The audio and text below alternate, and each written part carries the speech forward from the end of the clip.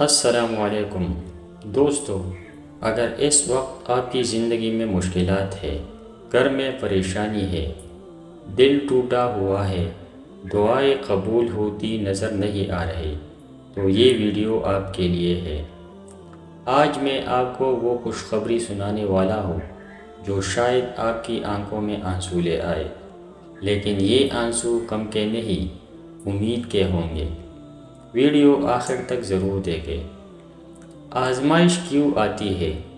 ہم اکثر سوچتے ہیں یا اللہ میں ہی کیوں، لیکن کیا آپ جانتے ہیں آزمائش اللہ کی ناراضگی کی علامت نہیں ہوتی۔ قرآن مجید میں اللہ تعالیٰ فرماتے ہیں اور ہم ضرور تمہیں آزمائیں گے، یعنی آزمائش زندگی کا حصہ ہے۔ یہ کسی خاص شخص کے لیے نہیں، ہر ایمان والے کے لیے ہے۔ خوشخبری نمبر 1، آزمائش محبت کی نشانی ہے۔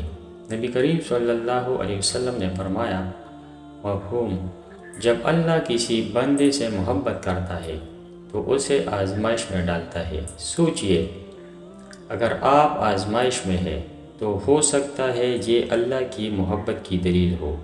اللہ آپ کو گرانا نہیں چاہتا، وہ آپ کو بلند کرنا چاہتا ہے۔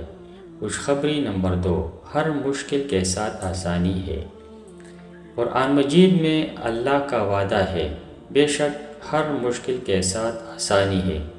غور کریں، اللہ نے فرمایا مشکل کے بعد نہیں بلکہ مشکل کے ساتھ آسانی ہے، یعنی آپ کی زندگی میں روشنی بھی موجود ہے، بس صبر کی آنکھ سے دیکھنے کی ضرورت ہے۔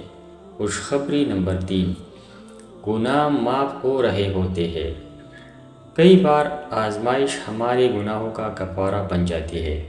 نبی کریم صلی اللہ علیہ وسلم نے فرمایا، مومن کو جو بھی تکلیف پہنچتی ہے، یہاں تک کہ کانٹا بھی چبھتا ہے، تو اس کے گناہ معاف کر دیے جاتے ہیں۔ اگر آپ پریشان ہیں تو ہو سکتا ہے اللہ آپ کو پاک کر رہا ہو۔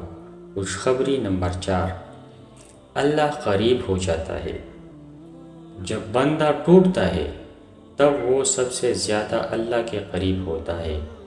رات کی تنہائی میں بہنے والے آنسو اللہ کے ہاں بہت قیمتی ہے۔ قرآن مجید میں ہے، میں اپنے بندے کے گمان کے مطابق ہوں۔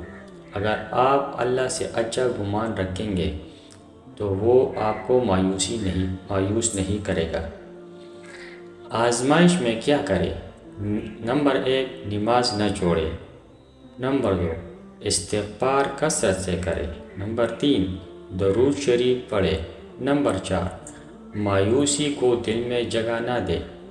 یاد رکھیے، مایوسی شیطان کی طرف سے ہوتی ہے، امید اللہ کی طرف سے ہوتا ہے۔